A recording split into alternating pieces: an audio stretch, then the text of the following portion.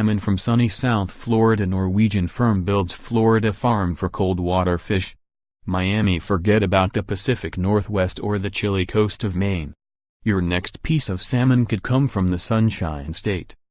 Atlantic Sapphire, a Norwegian company that pioneered technology to farm salmon entirely on land, is building a salmon farm near the southernmost edge of the continental U.S., about an hour's drive south of Miami. The hot, humid, tropical climate of South Florida may seem like the most unlikely spot to raise the protein-rich, cold water fish. But the company says Florida's unique underground geology, and the state's business-friendly environmental regulations, ended up being the perfect mix for its plunge into the U.S. market.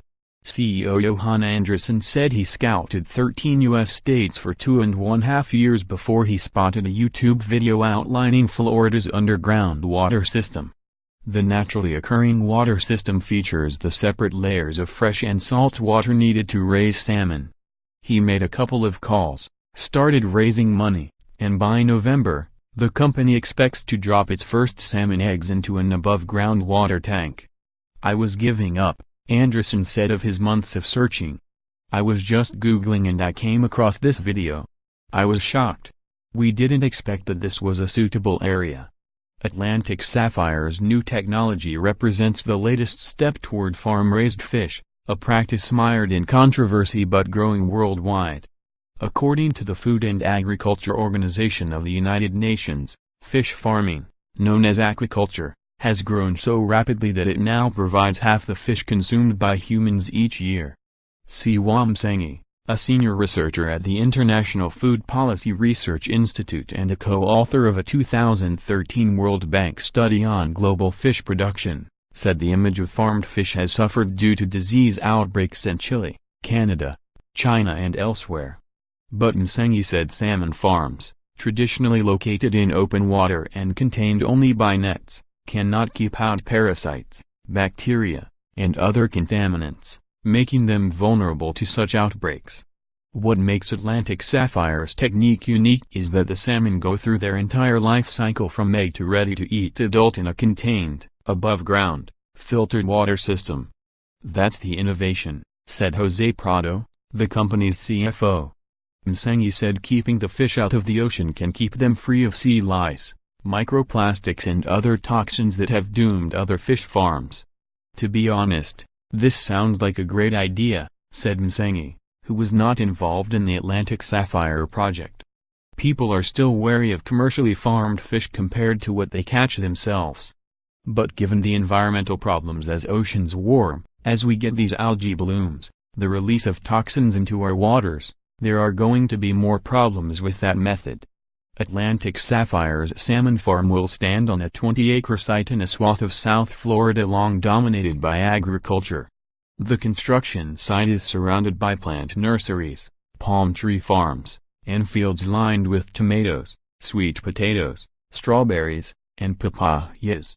The company is building a series of water tanks connected by 67 miles of pipes, starting with smaller tanks for salmon eggs and increasing in size to 36 tanks that will hold 450,000 gallons of water each.